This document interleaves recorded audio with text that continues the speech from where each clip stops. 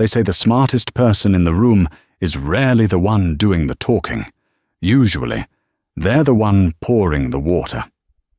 In 2024, Arthur Hemlock, a billionaire hedge fund manager known for tearing startups apart, walked into Le Ciel in Manhattan looking for a fight. He thought he found an easy victim in a tired 30-year-old waitress named Mina. He mocked her, humiliated her, and then challenged her to a math test that would have stumped his own CFO. He expected her to cry. Instead, she picked up a red pen, looked him dead in the eye, and didn't just solve the equation. She dismantled his entire ego in front of the city's elite. This is the story of how the invisible woman silenced the loudest man in New York. The dinner rush at Le Ciel wasn't just a shift, it was a battlefield. Located on the 45th floor of a skyscraper overlooking Central Park, the restaurant didn't just sell steaks, it sold superiority. The air smelled of truffle oil, expensive cologne, and the distinct metallic scent of anxiety. Mina Miller adjusted her apron, hiding a coffee stain near the hem.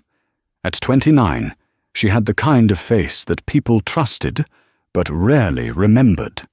Pale features, hair pulled back in a severe, functional bun, and eyes that always seemed focused on something 1,000 miles away.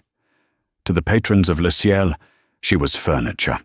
A robotic arm that delivered filet mignon and refilled sparkling water. Table 4 needs a refill on the 82 Margot, Mina. Move it, Greg, the floor manager, hissed into her ear. Greg was a man who wore suits that were slightly too shiny and possessed a smile that never reached his predatory little eyes. He treated the staff like malfunctioning appliances. On it, Greg, Mina said, her voice flat. She didn't have the energy to fake enthusiasm tonight.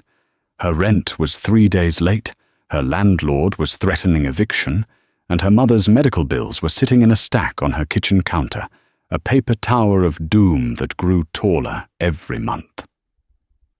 She moved through the dining room with practiced grace, dodging buses and balancing a silver tray. She was invisible. She preferred it that way. Being seen meant being questioned, and Mina had spent the last 2 years running from questions. "Excuse me," a customer snapped as she passed, not even looking up from his phone. "More bread." "Of course, sir." She was a ghost in a waistcoat. But tonight, the haunting was about to be interrupted. At 8:15 p.m., the elevator doors slid open with a heavy whoosh, and the atmosphere in the restaurant shifted instantly. It was a tangible drop in pressure. Heads turned. Conversations stalled. Arthur Hemlock walked in. You didn't need to read the Wall Street Journal to know Hemlock. He was the CEO of Hemlock Capital, a man who had made $3 billion by shorting the housing market and another $2 billion by gutting pharmaceutical companies. He was 55, silver-haired, tanned from a weekend in St. Bart's, and wearing a bespoke navy suit that cost more than Mina's entire education. He wasn't alone. He was flanked by 3 younger men, his wolf pack. There was Preston, a slick-haired VP who laughed too loud, David, a nervous-looking analyst clutching a tablet, and a third man Mina didn't recognize who looked like he'd rather be anywhere else. Greg, the manager, practically sprinted to the host stand, sweating. "Mr. Hemlock, we weren't expecting you until 9, but we have your table ready. The best view in the house." Hemlock didn't even look at Greg. He just kept walking, shedding his overcoat into the arms of a scrambling hostess without breaking his stride. "I want the corner booth, and tell the kitchen if the ribeye is over medium rare this time. I'm buying this building and firing everyone." The group laughed. Greg laughed hardest, a desperate, choking sound. "Mina!" Greg snapped his fingers, signaling her over. "Table 1, VIP. Do not, I repeat, do not mess this up. If his water glass drops below half full, you're done. Understand?" Mina looked at the corner booth. Hemlock was already loudly criticizing the wine list, his voice booming across the hush of the room. "I understand," Mina said, gripping her ordering pad. Her knuckles were white. She approached the table. Hemlock was in the middle of a story, gesturing with a breadstick. "So I told the board, you can look at the EBITDA all you want, but the decay rate on that asset is logarithmic. If you don't dump it by Q3, you're holding a burning bag of dog excrement." Preston roared with laughter. "You're a savage, Arthur, a total savage." Mina stepped into the gap in the conversation. "Good evening, gentlemen. My name is Mina, and I'll be taking care of you tonight.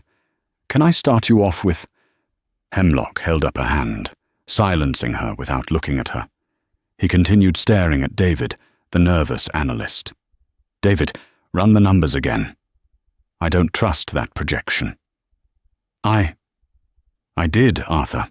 The volatility index is... The volatility is irrelevant if the underlying yield is garbage." Hemlock slammed his hand on the table, making the silverware jump. Mina stood there, frozen. This was the dance. Wait until the king acknowledges the peasant. She waited 10 seconds. 20. Finally, Hemlock turned his head slowly, his ice-blue eyes boring into her. He looked her up and down, analyzing her like a distressed asset.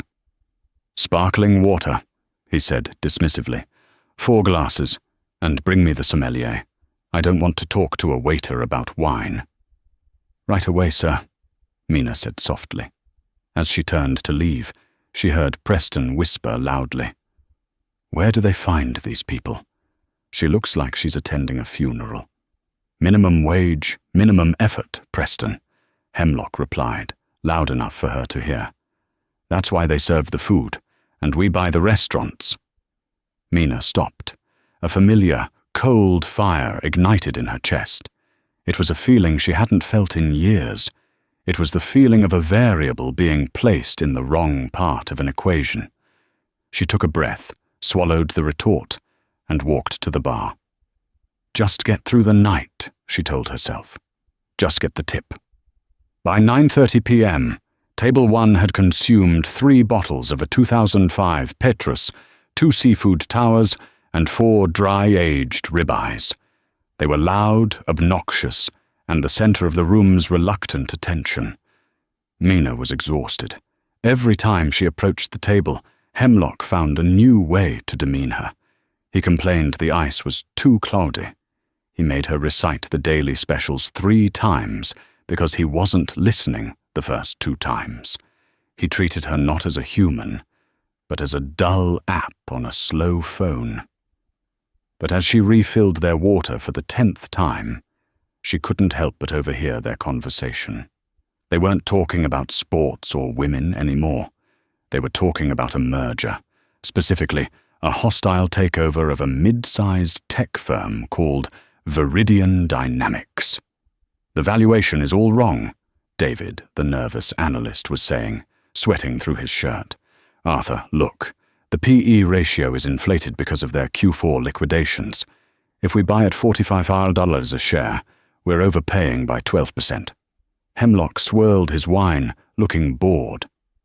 "You're thinking small, David. I don't care about the PE ratio.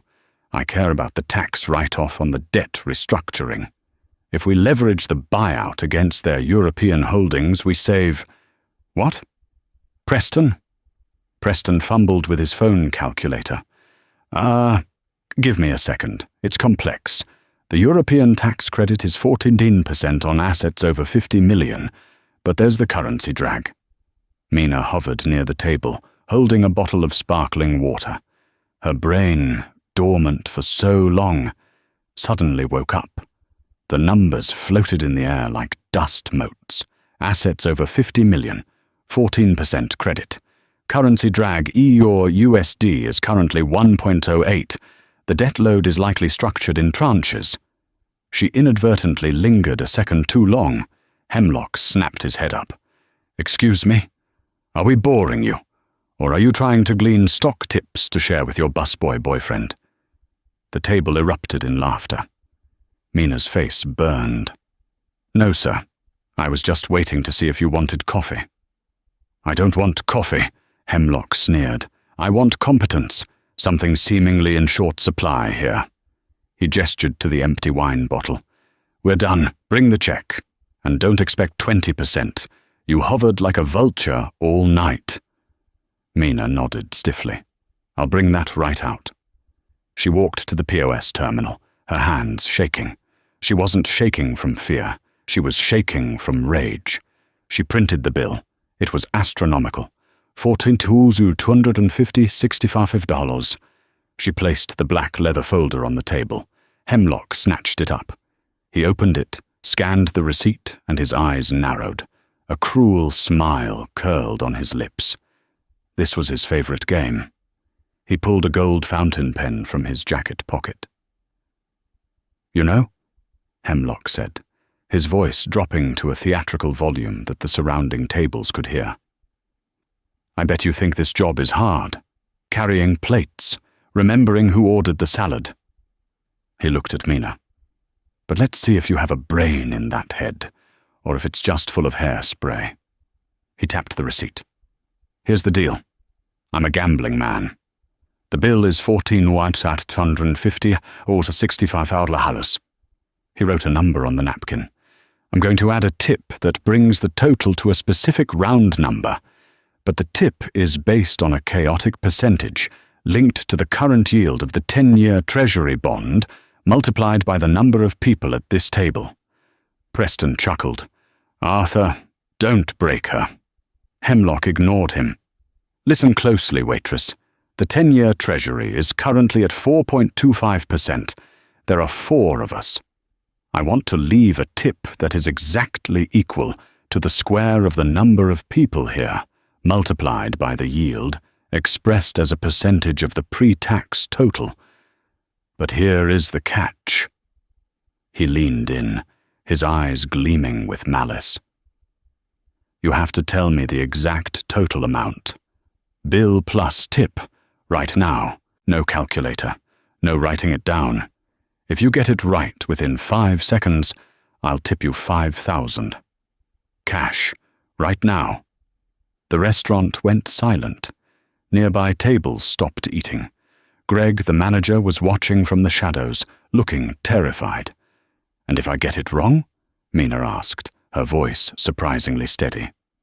"If you get it wrong," Hemlock grinned, "you pay for the wine. That's, let's check, 9,000, which I assume means you'll be washing dishes here until you're 70. "Arthur, come on, that's illegal," David whispered. "It's a verbal contract," Hemlock barked. "She accepts or she admits she's stupid and walks away with 0 tip. Well, what's it going to be, honey?" Mina looked at the bill. $14,250.65. She looked at Hemlock. She saw the arrogance, the assumption that she was nothing. She remembered the nights studying actuarial tables until her eyes bled. She remembered the scholarship to MIT she had to turn down because her mum got sick. She remembered the life she lost. She looked at the gold pen in his hand. "Repeat the variables," Mina said. Her voice changed. The subservience was gone. It was replaced by the cold, hard steel of a mathematician. Hemlock blinked, surprised by her tone. "Excuse me?" "You heard me," Mina said, stepping closer to the table. She didn't look like a waitress anymore. She looked like a predator. "Repeat the variables. Square of the diners, multiplied by the yield, applied to the pre-tax or post-tax?" Hemlock frowned. "Pre-tax. The pre-tax subtotal is $12,800 exactly. 10-year yield is 4.25%. 4 diners. 5 seconds starts now," Hemlock taunted. The room held its breath. Mina didn't blink. She didn't look up at the ceiling to count. She looked straight into Arthur Hemlock's soul. "The square of 4 is 16, she said, speaking rapidly but clearly. 16 multiplied by 425 is 68. You want a 68% tip on the pre-tax amount of $12,800. 68% of 12,000 is 8,160. 68% of 800 is 5,424. Total tip is 8,704. She paused for a microsecond. Add that to the final bill with tax of $14,250.65. 3 seconds, Hemlock shouted, checking his Rolex. 22,954.65, Mina said. Silence. Absolute, suffocating silence. Hemlock froze. His mouth was slightly open. He looked down at the napkin, where he had scribbled some numbers, then looked at David. David, check it. David fumbled with his phone, his fingers trembling. He punched in the numbers. 16 times 425 equals 68 times 12 at 800. That's 8,704. Plus 14 down 250.65. David looked up, his face pale. He looked at Hemlock. She's right. It's exactly 22,954.65. A gasp went through the nearby tables. Someone started a slow clap, but Hemlock shot them a look that could kill. Hemlock stared at Mina. His face turned a shade of crimson. He had just been bested at his own game by a woman wearing an apron. Lucky guess, Hemlock spat. You did the math in your head? Impossible. You cheated. It's not luck, Mina said, her voice icy. It's basic arithmetic, and you forgot something. I forgot nothing. You did, Mina said. She reached over and took the gold pen from his hand. He was too stunned to stop her. She flipped the receipt over. You were discussing the Viridian Dynamics acquisition, she said, writing on the back of the receipt. I heard you mention a 14% tax credit on European assets to offset the debt leveraging. Hemlock's eyes widened. That's confidential information. It's loud information, Mina corrected. But your math is wrong there, too. She scribbled a rapid equation. You're calculating the tax credit against the gross asset value. But under the new EU directive WFOTIB, which passed last Tuesday, the credit only applies to net equity after the debt tranche is serviced. If you buy Viridian at $45 a share thinking you're getting a 14% write-off, you're actually only getting 4.5%. She slammed the pen down on the table. Which means, she said, leaning in close to the billionaire, at $45 a share, you're not buying a gold mine. You're losing $300 million in the first quarter. The silence this time wasn't just heavy. It was terrified. Preston dropped his fork. David's jaw was on the floor. Hemlock looked at the numbers she had written. He looked at them for a long time. The color drained from his face. He pulled out his own phone, tapped furiously for a minute, and then stopped. He looked up at Mina. The arrogance was gone.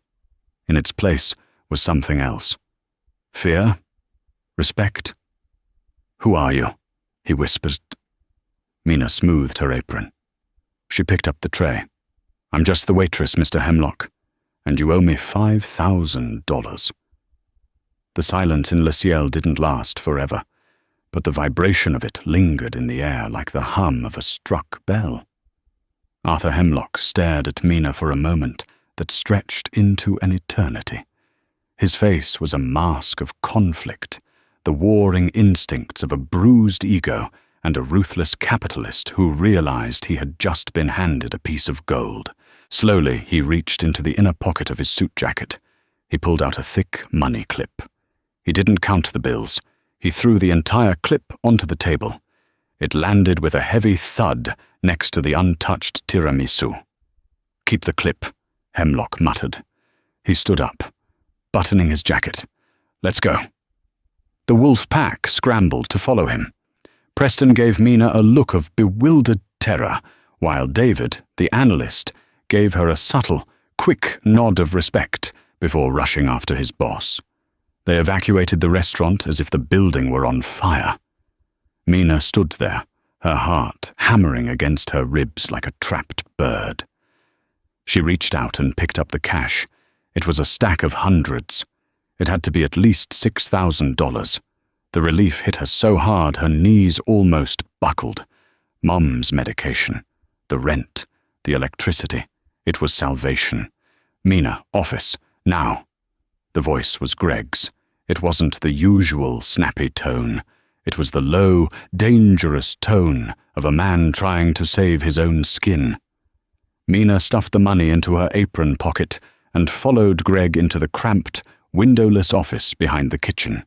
The noise of the dishwashers and the shouting chefs faded as the heavy door slammed shut. Greg paced the small room, running his hands through his gelled hair. He looked like he was about to hyperventilate. "Do you have any idea what you just did?" Greg whispered, his eyes bulging. "Do you have any concept of the disaster you just unleashed?" "I did what you told me to do," Mina said, her adrenaline crashing into fatigue. "I served the customer. He challenged me. I won." "You humiliated Arthur Hemlock," Greg screamed, slamming his hand on the desk. "He is an investor in the hospitality group that owns this restaurant. He knows the owner personally. You didn't just win a bet, Mina. You made a billionaire look like an idiot in front of half of Wall Street." "He was going to stiff me on the tip," Mina argued, her voice rising. "He was bullying me." "He's allowed to bully you. That's why he pays $500 for a steak," Greg retorted. "Rich men like that come here to feel like gods. You're supposed to be the scenery, not the adversary. You broke the illusion." Greg took a deep breath and pointed to the door. "Give me your apron." Mina froze. "Greg, please. I need this job. You know about my mum." "I know," Greg said, and for a split second, he looked genuinely sorry. But fear was a stronger emotion than pity. "But if I keep you on the payroll, Hemlock will make a phone call, and this entire restaurant will be audited, sued, or shut down by next week. He's that kind of petty. I can't risk it. Greg, apron. Now, get out." Mina slowly untied the apron. She placed it on the desk. She felt a strange detachment, a numbness spreading through her limbs. She walked out of the office, past the kitchen line where the cooks refused to make eye contact with her, and out the back door into the alleyway. The New York night air was cold and smelled of garbage and exhaust. Mina leaned against the brick wall and slid down until she was sitting on the pavement. She pulled the roll of cash from her pocket. $5,400, plus the clip, which was solid silver. It was enough to keep them alive for 2 months, but she had no job, and in this city, a resume gap was a death sentence. She closed her eyes and let the memories she usually kept locked away flood back. 3 years ago, Mina Miller wasn't serving steak. She was a doctoral candidate in applied mathematics at Columbia University. She was the girl genius who could visualize stochastic calculus in 4D. She was being courted by NASA and Goldman Sachs. Then came the phone call. Her father, a sweet man who ran a hardware store in Queens, had a massive stroke. He died 2 days later. The grief was a tsunami, but the aftershock was worse. Her mother, Linda, collapsed at the funeral. Diagnosis: glioblastoma, brain cancer, aggressive. The insurance didn't cover the experimental treatments. The hardware store was in debt. Mina made the choice that wasn't really a choice at all. She dropped out of Columbia. She sold the house. She took the first 3 jobs she could find to pay for the chemo, the radiation, the surgeries. She went from analyzing the geometry of black holes to analyzing the geometry of a dinner plate. She stood up, wiping the grit off her black slacks. She couldn't cry. Crying was a variable that didn't solve the equation. She had money in her pocket. She had to get to the hospital. The next morning, Arthur Hemlock sat in his corner office at Hemlock Capital. The view from the 80th floor usually made him feel like a titan. Today, it felt like a glass cage. He hadn't slept. On his mahogany desk sat 2 things: a cup of black coffee and a piece of paper covered in scribbles. He had spent the hours between 2 a.m. and 5 a.m. running the numbers on the Viridian Dynamics deal. He had summoned his lead actuary out of bed at 3:30 a.m. The waitress was right. It wasn't just a rounding error. It was a fundamental structural flaw in the deal's tax leveraging strategy. The new EU directive, obscure, buried in bureaucratic jargon, changed the definition of net equity. If Hemlock had signed the deal at 9 a.m. this morning as planned, he would have been exposed to a $320 million liability. She had saved him $1/3 of $1 billion, and she had done it while pouring water. Mr. Hemlock? His assistant, Jessica, stood in the doorway, looking pale. Preston is here, and you need to see this. Preston walked in, holding an iPad like it was a bomb. Arthur, don't freak out. I never freak out, Arthur snapped. What is it? Someone at the restaurant last night. Table 5. They were recording. Arthur felt a cold knot tighten in his stomach. He snatched the iPad. It was a TikTok video. The caption read, Waitress destroys Wall Street bro with math and sauce beer to wait the rich. Washed math queen. The video already had 4.2 million views. Arthur watched himself on the screen. He looked red-faced, sweaty, and cruel. The audio was crisp. I want a tip that is exactly equal to the square of the number of people here. And then Mina. Her voice calm, surgical, dismantling him. The camera zoomed in on her face as she said, You're losing $300 million in the first quarter. The comments were brutal. Stock market simp. Holy shit, she cooked him. Eat the Rich 2024. Who is she? Give her a Nobel Prize. Hedge fund tears. Arthur Hemlock just got owned by the working class. You love to see it. Arthur threw the iPad onto the couch. Get this taken down. We can't, Preston said. It's everywhere. Twitter, Reddit, YouTube. The press is already calling. The Post is running a headline. Hemlock poisoned by waiting staff. Arthur stood up and walked to the window. His reputation was his currency. He was the shark, the predator. Now he was the old man who got outsmarted by a girl in an apron. The mockery would impact the fund. Investors would get skittish. If he couldn't do basic math, why should they trust him with their billions? But beneath the anger, the obsession was growing. Who is she? Arthur asked, not turning around. We don't know, Preston stammered. Greg at the restaurant fired her last night. He didn't have her file on hand, just a first name. Mina. Arthur turned. His eyes were cold steel. Find her. I don't care what it costs. Hire a private investigator. Bribe the restaurant manager for her social security number. I want to know who she is, where she lives, and where she learned to calculate tax derivatives in her head. To sue her? Preston asked. Arthur smiled, but there was no humor in it. No. To see if she's real. Nobody does that math in their head. Nobody. She's either a plant from a rival firm, or she's the biggest wasted asset in New York City.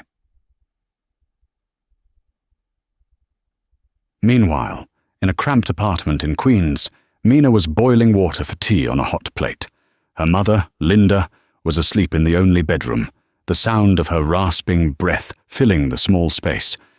Mina's phone buzzed, and buzzed, and buzzed. She picked it up. Dozens of texts. Is that you in the video? OMG Mina, you're famous. Check Twitter. She opened the link her friend sent. She watched the video. Her stomach dropped. She didn't see a victory. She saw a target on her back. Men like Arthur Hemlock didn't let things like this go. She went to the living room, sat on the sagging couch, and opened her laptop. She had to find a job. Fast. She applied to 3 diners, a bookstore, and a tutoring center. But her mind wasn't on it. She kept seeing the equation on the napkin, the beauty of the numbers. For a few minutes last night, she hadn't been a waitress. She had been herself again. The phone rang, an unknown number. Hello? Is this Mina Miller? A man's voice, deep, professional. Who is this? My name is difficult to pronounce, but I work for a recruitment agency that specializes in unique talents. I represent a client who is very interested in your performance last night. I'm not interested in interviews, Mina said, her hand trembling. I just want to be left alone. The client isn't the media, Miss Miller. The client is a competitor of Mr. Hemlock. They saw the video. They want to know if you're looking for a position. Starting salary is $200,000. Mina's breath caught in her throat. $200,000. That was the surgery. That was the debt cleared. That was life. Who is the client? Meet us at the St. Regis Hotel, room 404, tomorrow at noon. Dress professionally. The line went dead. Mina stared at the phone. It felt like a lifeline, or a trap. But when she looked at the closed door of her mother's bedroom, she knew she didn't have the luxury of fear. The St. Regis was a world away from Queens. The lobby dripped with gold leaf and old money. Mina wore her only suit, a charcoal grey ensemble she had bought for her Columbia interviews years ago. It was slightly tight now, and the fabric was worn, but she held her head high. She took the elevator to the 4th floor. Her heart was beating a frantic rhythm against her ribs. Please be real, please be real. She knocked on room 404. The door opened. It wasn't a recruiter. It was Preston, the slick VP from Hemlock's Wolf Pack. Mina turned to run, but 2 large men in suits stepped out of the adjacent room, blocking the hallway. They weren't touching her, but their presence was a wall. Please, Miss Miller, Preston said, stepping back to open the door wider. Mr. Hemlock just wants to talk. If you leave now, the job offer from the competitor, which obviously was us, disappears, along with any chance you have of working in this city again. Arthur can be very thorough. Mina clenched her fists. She was trapped. She turned back to Preston. If I walk in there, I'm recording everything on my phone, she said. Fair enough. Preston nodded. She walked in. The room was a suite, larger than her entire apartment building. Sitting in a velvet armchair by the window, sipping an espresso, was Arthur Hemlock. He didn't look angry. He looked like a scientist studying a lab rat. Mina Miller, Hemlock said, not standing up. Born in Ohio, valedictorian, full ride to MIT, turned down for Columbia, PhD candidate in stochastic modeling, dropout, tragedy, waitress. He tossed a manila folder onto the coffee table. You're not a waitress. You're a tragedy of circumstance. Did you bring me here to read my biography? Mina asked, remaining standing. Or to sue me? I brought you here to ask you a question, Hemlock said. He stood up and walked toward her. How did you know about the EU directive? That wasn't in the news yet. It was in the trade papers, deep in the Brussels legislative logs. Waitresses don't read Brussels legislative logs. I read everything, Mina said. I spend my nights at the library or on my phone. Mathematics is a language, Mr. Hemlock. The market is just a conversation spoken in that language. If you listen, you can hear when someone is lying. The numbers were lying. Hemlock stared at her. You saved me $300 million. You're welcome. I'm not saying thank you, Hemlock snapped. You also cost me my dignity. My investors are laughing at me. The internet is making memes of my face. I have a reputation to maintain. So what do you want? An apology? No, Hemlock grinned. It was a shark's grin. I want a rematch. He gestured to the table. There was a laptop and a stack of files. Next week is the Alpha Summit. It's a gathering of the top hedge fund managers in the world. There's a competition, the Quant Gauntlet. Usually it's just us bragging about our algorithms. But this year, because of you, the organizers have challenged me. They want to know if my Waitress is smarter than their best algorithms. Mina frowned. I'm not your show pony. No, you're not, Hemlock agreed. But you are broke.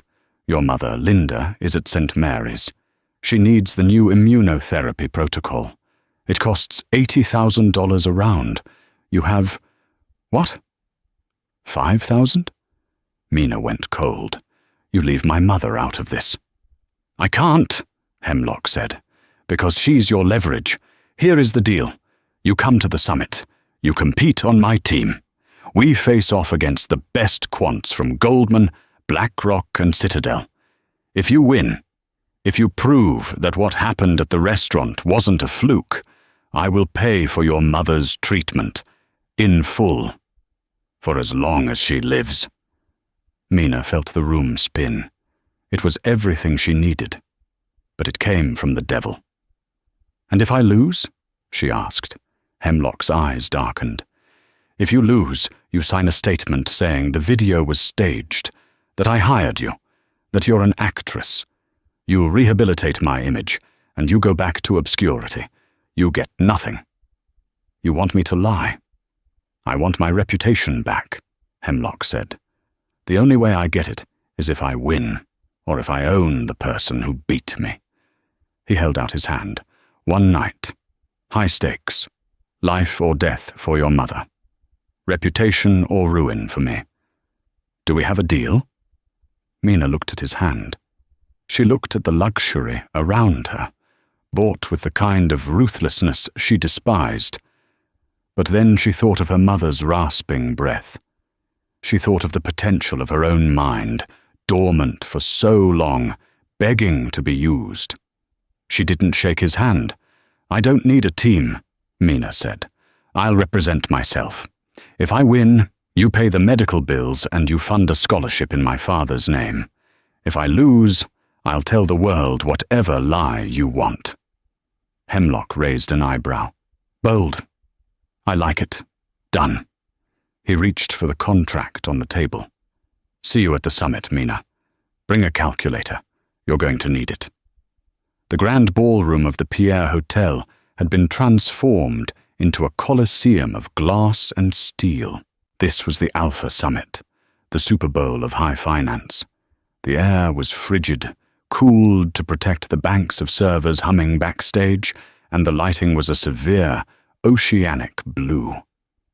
In the center of the room stood a circular stage. On it, 3 podiums. On the left, the team from Titanium Analytics, led by Dr. Simon Kress, a man who looked more like a cyborg than a human. He was backed by the Oracle, a predictive AI algorithm that had never lost a market simulation. In the center, the team from Vanguard Global, a group of 5 PhDs from Harvard and Stanford, who treated the market like a physics problem. On the right, Mina Miller, alone. She wore the same charcoal suit, but she had bought a new white blouse. Her hair was pulled back, but a few strands fell loose, framing a face that was pale but set in stone. Behind her, sitting in the VIP box, was Arthur Hemlock. He looked nauseous. He had staked his reputation on a waitress. If she failed, the memes wouldn't just be on Twitter, they would be in the Wall Street Journal. The moderator, a famous financial news anchor, stepped into the spotlight. Ladies and gentlemen, welcome to the gauntlet. 3 rounds. No calculators allowed for the mental math portions. Predictive models only for the simulation. The winner takes the Golden Bull Trophy and, more importantly, bragging rights for the fiscal year. He turned to the contestants. Dr. Kress represents pure machine learning. The Vanguard team represents academic rigor. And Ms. Miller, well, she represents the wild card. Mr. Hemlock claims she is a savant of the street. Let's see if the street can count. Laughter rippled through the audience. Hundreds of hedge fund managers, bankers, and CEOs watched with amusement. They were there to see a car crash. Round 1. The speed run. The first round is pure mental arithmetic, the moderator announced. Complex derivatives. You have 10 seconds per question. A screen descended. Equations flashed rapidly. Question 1. Calculate the implied volatility of an option pricing at 40.50 with a strike of $100, underlying at $105, and 30 days to expiration. Dr. Kress buzzes immediately. 18.2%. Correct. Question 2. What is the convexity of a bond with a duration of 7 years yielding 5% if yields drop by 50 basis points? Vanguard buzzes. 42.5. Correct. Mina stood silent. The crowd whispered. She's freezing. She doesn't belong here. Hemlock gripped the railing of his box. Come on, Mina, he hissed. Question 3. The screen flashed a nightmare scenario. Calculate the triangular arbitrage profit on $10 million USD given the following cross rates. EUR USD 1.08, GBP EUR 1.15, GBP USD 1.25. Factor in a transaction cost of 0.1% per leg. Dr. Kress hesitated. The AI was crunching, but the human interface was slow. Vanguard was scribbling furiously. Mina hit the buzzer. 0, she said into the microphone. There is no profit. The transaction costs eat the arbitrage spread. You would lose $4,200. The room went silent. The judges checked the numbers. Correct, the moderator said, sounding surprised. Ms. Miller is on the board. For the next 20 minutes, it was a bloodbath. Mina didn't just answer. She anticipated. She treated the numbers like old friends. When asked to calculate compound interest on a distressed asset, she factored in leap years.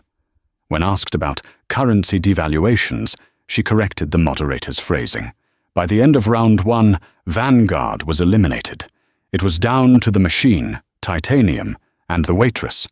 Round 2, the Black Swan. Round 2 is the simulation, the moderator boomed. We are going to simulate a global market crash, a pandemic combined with a cyber attack on the banking grid. You have access to a terminal. You must construct a portfolio that survives the first 30 minutes of trading. The highest equity value wins. Dr. Kress smiled. This was his territory. His AI, the Oracle, could execute 4,000 trades a second. It would short the market instantly. Mina stared at her screen. She didn't have an AI. She had her brain. Begin! On the giant screens above, the simulation began. Red lines plummeted. The virtual Dow Jones fell 2,000 points in seconds. Dr. Kress's screen was a blur of activity. The AI was shorting airlines, buying gold, and dumping tech stocks. His portfolio value stabilized, then began to rise. Mina did nothing. Ms. Miller is inactive? The moderator noted. She hasn't made a single trade. Hemlock stood up. Mina, short the market. Do something, he screamed, forgetting decorum. Mina sat with her hands folded. She watched the news ticker on the simulation screen. Rumors of bank runs. ATMs freezing. 2 minutes passed. The market hit bottom. Kress was up 15%. Then the simulation shifted. The government announced a total freeze on electronic withdrawals to stop the cyber attack. Kress's AI panicked. It had bought gold futures, electronic gold. But in a freeze, electronic assets became illiquid. The AI tried to sell, but the simulated market had zero liquidity. Kress's portfolio locked up. The value started plummeting as the panic algorithm set in. Mina's hands finally moved. She typed one command. She didn't buy stocks. She didn't buy gold. She bought consumer staples and physical logistics. Specifically, companies that made toilet paper, canned goods, and trucking fleets. And she bought them using cash reserves she had held back, bypassing the electronic freeze logic of the game. The simulation ended. Dr. Kress's portfolio. 12% frozen assets. Mina Miller's portfolio, plus 142%. The crowd gasped. How? Kress shouted, slamming his desk. The model predicted a flight to safety. Gold is safety. Mina leaned into the microphone. Her voice was calm, amplified across the silent hall. "Machines look for logic," she said. "But panic isn't logical. Panic is biological. When people can't get money out of an ATM, they don't care about gold futures. They care about feeding their children. I didn't bet on the market. I bet on fear." The room erupted. It wasn't polite applause anymore. It was a roar. Hemlock sat down, stunned. He wasn't just relieved, he was awestruck. She hadn't used math. She had used psychology, encoded as math. "Round 3. The final variable. One final question," the moderator said. "Winner takes all. This is a game theory problem." He walked to the center of the stage. "You have 2 sealed envelopes. One contains $10,000. The other contains $0. You can negotiate with your opponent. You can lie, you can tell the truth. You must decide to split or steal. If both split, you each get $5,000. If one steals and one splits, the stealer gets $10,000. If both steal, you both get nothing."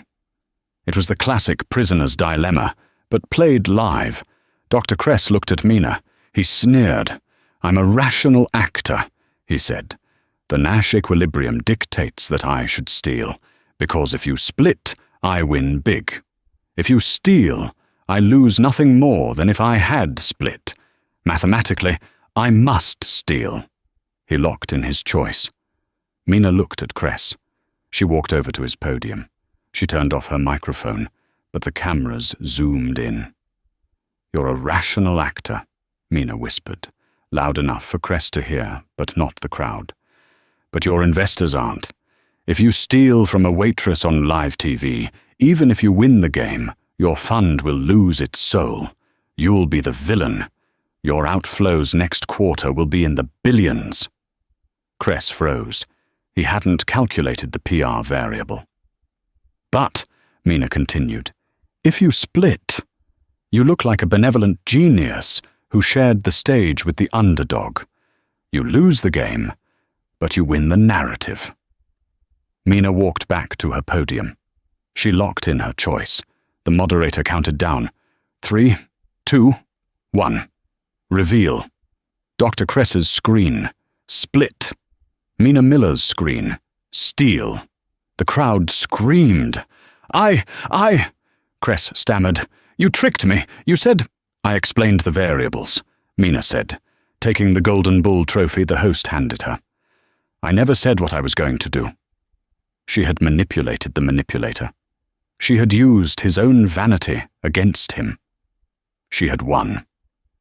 The after-party was a blur of champagne and camera flashes, but Mina stayed for none of it. She took the check, the prize money from the summit, plus a personal check from Arthur Hemlock for the medical bills, and walked out the side door. Hemlock found her waiting for a taxi on 61st Street. It was raining. "You're leaving?" Hemlock asked. He looked different.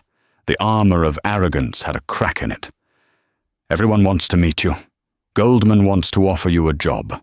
I want to offer you a job. Name your price, Mina." 500,000? $1 million? Mina turned up the collar of her cheap coat. She looked at the billionaire who had tried to crush her 3 days ago. "I don't want a job, Arthur." "Why? You belong here. You proved that today.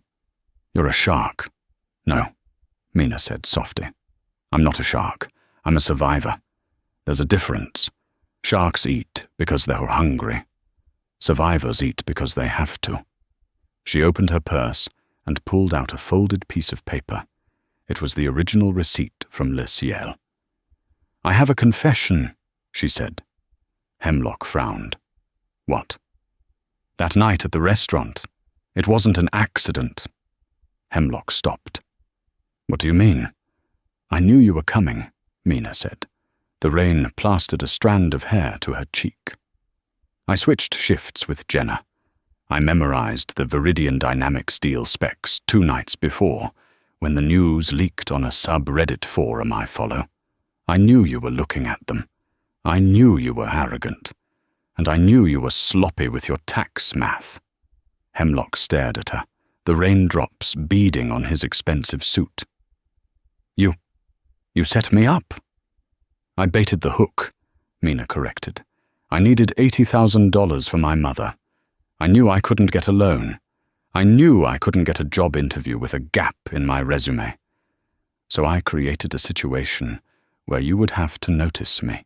I didn't just solve the math, Arthur. I engineered the entire evening." A slow, incredulous smile spread across Arthur Hemlock's face. He wasn't angry. He was delighted. It was the most respect he had ever felt for another human being. "You hustled me," he whispered. "You hustled Arthur Hemlock." "I did the math," Mina said. "The probability of you tipping big was low.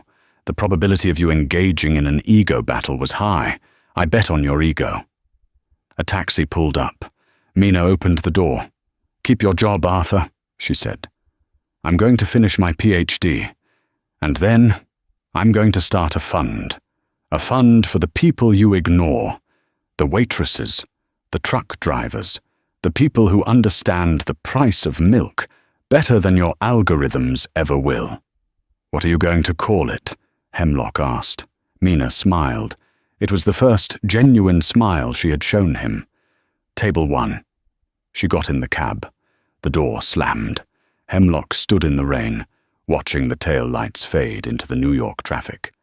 He looked down at the check in his hand, the consulting fee she had refused to take. He put it back in his pocket. He took out his phone and dialed his office. "Preston, it's me. Cancel the Viridian deal. And get me the prospectus for a new scholarship fund. I want to donate. Anonymous. Yeah, call it the Miller Grant." Epilogue. 6 months later. The bell at Le Ciel chimed. Greg, the manager, looked up from his podium. He froze. Walking in wasn't a waitress. It was Mina Miller. She looked radiant. Her hair was down, and she wore a tailored cream suit that screamed quiet luxury. Beside her walked an older woman, frail but walking on her own, smiling. Linda. "Mina," Greg stammered. We don't have a table." "I know," Mina said. "I didn't come to eat." She walked past him, straight to table 1, the corner booth. It was empty. She placed a heavy leather-bound book on the table. "Tell Mr. Hemlock I left this for him," she said to Greg. "What is it?" "My doctoral thesis," Mina said. "It's dedicated to him." She turned to leave, her arm linked with her mother's. "Mina," Greg called out. "Where are you working now?" Mina paused at the door. She looked back at the restaurant, the place of her humiliation and her resurrection. "I don't work, Greg," she said, her eyes twinkling. "I solve problems, and business is booming." She walked out into the sunlight. On table 1, the thesis cover caught the light. The title read, "The Human Variable. Why Arrogance is a Liability in Stochastic Systems," by Dr. Mina Miller. They thought she was just a waitress. They thought she was invisible. But Mina Miller proved that intelligence isn't defined by your job title or your bank account. It's defined by how you use what you have when the pressure is on. She didn't just beat the billionaire at his own game. She rewrote the rules entirely. In a world full of algorithms and artificial intelligence, she reminded us that the most dangerous variable of all is a determined human being fighting for someone they love. So, the next time you're at a restaurant, be careful who you underestimate. The person pouring your coffee might just be the smartest person in the room. If this story kept you on the edge of your seat, hit that like button. It really helps the channel. Did you see that twist coming? Let me know in the comments below. Would you have taken the job, or did Mina make the right choice? Don't forget to subscribe and ring the bell so you never miss a story about the underdogs taking over the world.